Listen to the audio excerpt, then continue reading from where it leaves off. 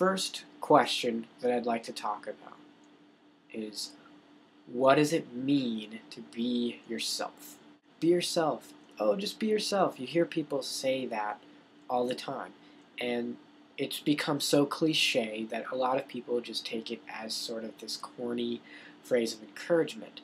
My argument is that be yourself is perhaps corny, but it is also the best piece of advice you could take from anyone.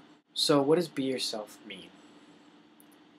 Be yourself means to be true to who you are. I think that's important because I think being true to who you are means being honest with yourself and not trying to talk yourself out of those instincts that you have, those gut instincts that you have. Now, certainly there are certain cases where you should not just stick with your instinct, but I think most of the time you should.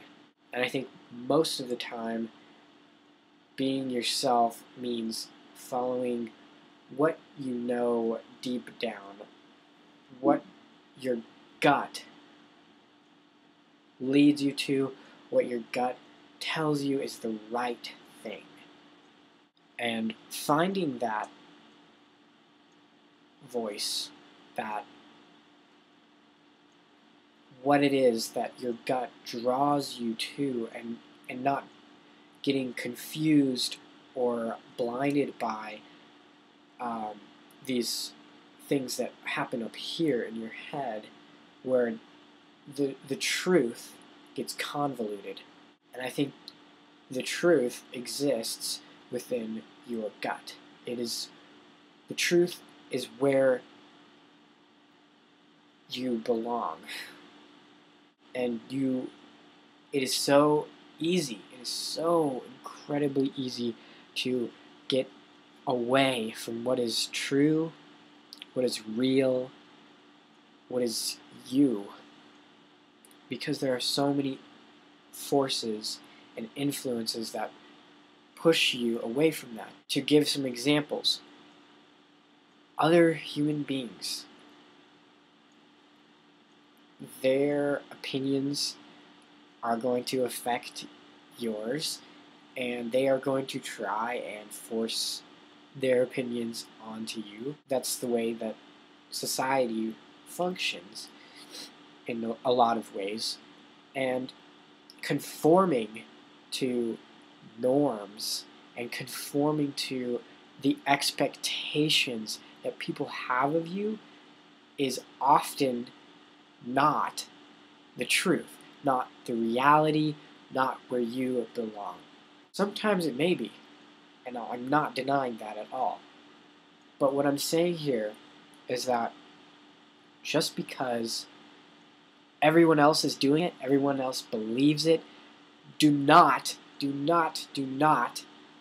change your beliefs.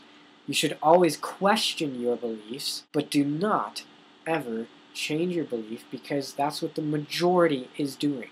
Look into the past and look and see when the biggest innovations and creations and realizations of the human race, how did those occur?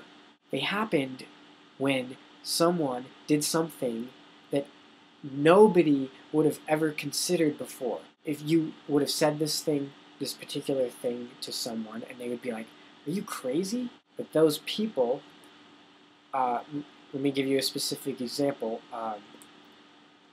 Let's say Thomas Edison and the invention of electricity, or the discovery of electricity, and light bulbs in houses. I mean, once upon a time, people lived in houses when the only light they had was from the sun and from candles. And this was a major revolution, and it only happened because there was this man, and there were other people too, I'm sure, but they were in the minority. That's the key here, is that they were the minority, and they proved people wrong.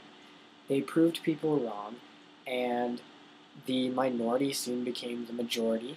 So basically, the point is that it's hard to be yourself when there's so much pressure from other people to not be yourself, to be with them.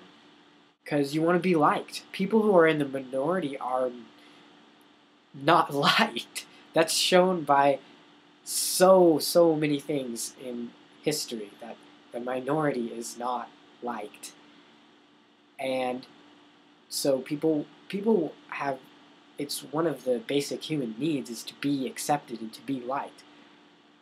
But you can find acceptance and be liked, and also not conform to the norm. You gotta be yourself. You gotta be an individual if you want to truly be happiest. Live out your full potential. I really think that to say to someone, be yourself, is one of the best, if not the best, pieces of advice you could say to someone.